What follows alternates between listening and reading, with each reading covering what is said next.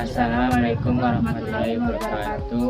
Perkenalkan, nama saya Kesha Renata dan ini Raja Saputra. kami akan menjelaskan beberapa materi tentang sejarah Kerajaan Singasari.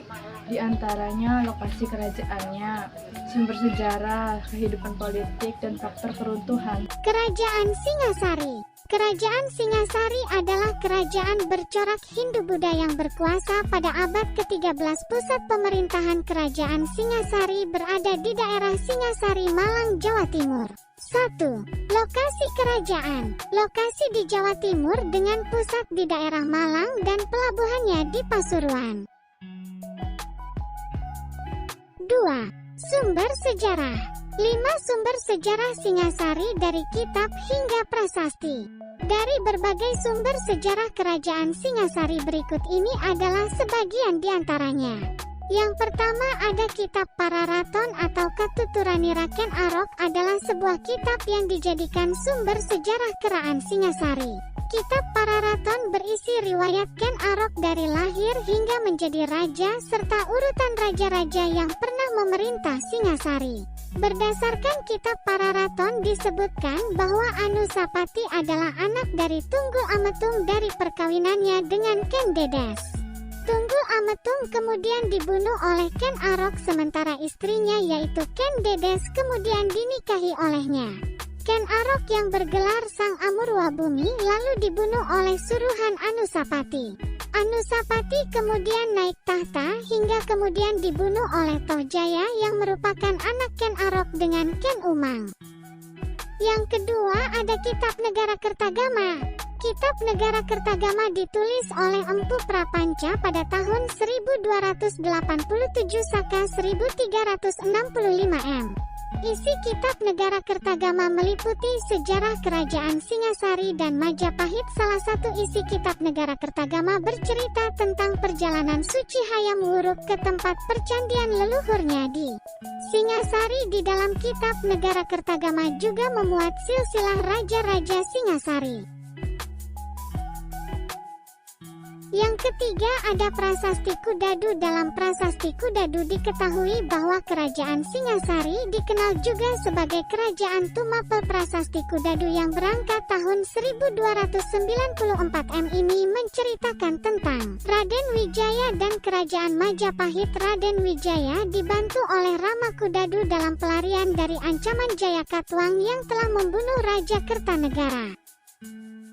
Yang keempat ada Prasasti Mula Malurung. Prasasti Mula Malurung dikeluarkan oleh raja bernama Nararya Smainingrat atau Wisnuwardana. Prasasti Mula Malurung berbentuk lempengan tembaga sebanyak 12 keping. Isi Prasasti Mula Malurung menjelaskan silsilah raja-raja Singasari dan para pejabat kerajaan. Yang kelima ada Prasasti Maribong. Prasasti Maribong berisi tentang pemerintahan dari Jaya Wisnuwardana di Kerajaan Tumapel. Jaya Wisnuwardana merupakan putra dari Anusapati atau cucu Raja-Raja Ken Arok. Sejarah tentang Kerajaan Singasari diceritakan dalam Kitab Paranton dan Negara Kertagama. Dalam kitab itu ditulis bahwa raja pertama Singasari adalah Ken Arok.